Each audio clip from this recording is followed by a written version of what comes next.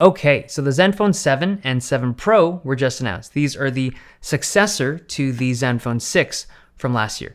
Now this phone, if you're unfamiliar with the ZenFone 6, had like the full screen up front, like no notch, no camera, no punch hole, nothing. And in order to get a camera up front, it used this flippy mechanism. It would pop up and it was cool. Now this phone had one, not issue, it was a wish item that people just wished for. Everyone wanted this thing to have an OLED panel. It had an IPS panel, to be able to hit that $500 price point last year, and they did it, $500, really good phone, but no OLED panel. They've updated it this year so that the ZenFone 7 now has an OLED panel, a 90 Hz OLED panel from Samsung, and it's a really nice screen. It's 1080p, it's really fast and smooth for the people that can appreciate it. The colors are better. Everything about this panel is just nicer than the previous IPS panel. It really was the biggest complaint that people had about the ZenFone 6, and they've addressed it. This is a much nicer screen.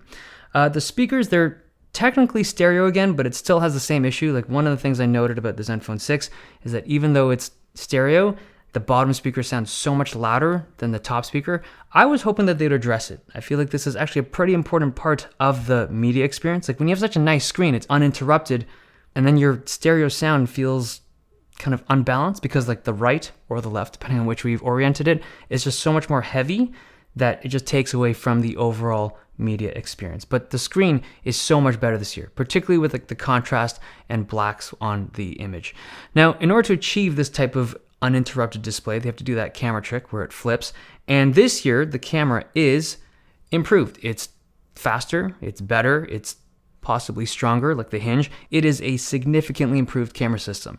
Now, one of the concerns that people had when the ZenFone 6 launched last year was durability, right? Like this flippy cam, how durable is it? How many times can it go up and down? How fragile is it? How rough can you be with it? And I think it spoke for itself. Zach over at Jerry Rigs Everything did a pretty good test on it, and it is durable, like way more durable than you might imagine something like this to be. And over the course of the year, it seems to have held up. Like lots of people have purchased the ZenFone 6, and camera durability is a non-issue. So the new one, it's slightly faster on launch. So I'll launch both of them at the same time, like just the flip up. See how the new one just pops up a little bit faster. It also drops down a little bit faster, and it sounds different. So this is the new one. This is the old one. So it's just an ever slightly different sound. To me, I don't know if you could hear it there, it's like a smoother sound, and even visually, it looks like it actuates in a more fluid manner. The camera module is a little bit bigger this year. It's now having 3 lenses instead of 2 from last year, but it doesn't feel like it's any different in durability, at least not that I can tell. Now, the 3 sensors are different this year. The main sensor is the Sony IMX686, a pretty popular sensor for that upper mid-range phone. It's also got the 12 megapixel wide angle and a 10x, that's a lie, 3x optical zoom on the telephoto. It goes up to a 10x digital zoom. I can't post photos yet, but my early impressions of the camera system is that, number one, it's so much better than last year's camera system. It's just got updated hardware. But 2, if you pair this thing with GCam, like last year's ZenFone 6, if you put GCam on this thing, it just shot really nice. GCam on this hardware, we've seen it, right? There's a bunch of phones out there like the K30 Pro and the Pocophone F2 Pro. When you pair GCam with this sensor, it delivers some really nice photos. So the back of the phone no longer has the rear capacitive fingerprint sensor like the ZenFone 6. It's now moved to the side on the power button. It's like an integrated capacitive sensor. There's something strange on this particular unit. I think this is just an engineering sample. It's a little bit rough, like the actual power button has some sharp edges to it, but the actual fingerprint component, like the sensing, is quite fast. I just hope that the retail units resolve this kind of sharper edge on that button. Okay, some other miscellaneous things. It still has that huge 5,000 milliamp hour battery. It's so big. It's been updated to support 30 watt fast charging, which is quite a bit faster than the 18 watt fast charging on the ZenFone 6.